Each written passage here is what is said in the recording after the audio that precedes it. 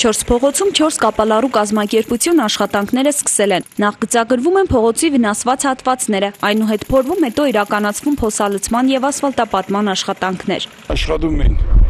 4 կազմակերպություններ՝ Մոսկովյան, Ախոյանի, Ճանշին, Ախոյանի Կոփշին,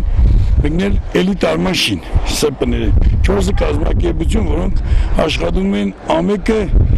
2-3 ֆրոնտով։ Սկսել ենք Ալեք Մանուկյան փողոցից,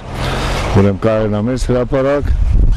ինչպես ասում ենք, Գորկու փողոցն ենք սկսել եւ Երևանյան խճուղի 4 ճակատով ենք 4 ուղղություններով սկսել ենք ուրեմն փոցային նորոգումներին։ Հայաստանի Հանրապետության կառավարությունը գումարային հատկացումներ կատարել է, որի մեծ մասն ըստ պատասխանատուների օգտագործվելու է Գյումրու փողոցների բարեկարգման համար։ Հատկացվելու է 300 միլիոն դրամ գումար, հիմնականում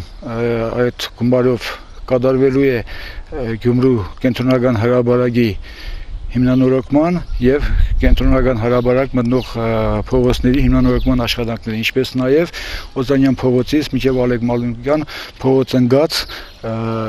Շիրակացի փողոցի այդ տարածքը։ Ավել տեխնիկայի եւ աշխատուժի խնդիր առայժմ չկա։ Գյումրու քաղաքապետարանը շարունակելու է համագործակցությունը նախկին կազմակերպությունների հետ։ Նորերի հետ համագործակցելու հարկ դեռևս չկա, ասում է Գյումրու քաղաքապետարանի բնակկոմունալ տնտեսության եւ շրջակա միջավայրի պահպանության բաժնի պետ Կնյազ Մանասյանը։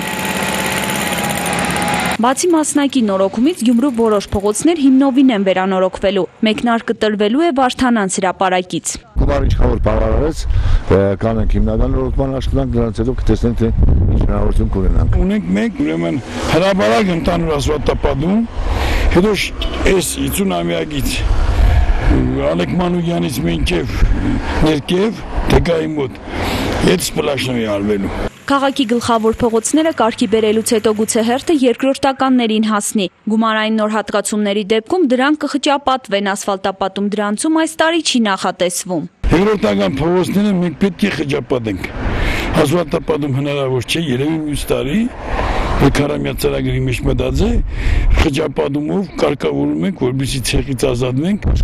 Շարունակեն այնքան ինչքան որ գումարները մեր բավարարեն։ Եվ նոր գումարներ եթե կարողանանք ստեղծել։ Ասֆալտապատումը Գյումրիում կշարունակվի մինչև եղանակային պայմանների վատթարանալն ու գումարի վերջանալը, բայց թե երբ կհաջողվի քաղաքը տեսնել հարթ ու բարեկարգ ճանապարհներով հստակ չէ։ Հեղինե Մանուկյան, Մելսոն Խաչատրյան, Ազդարար։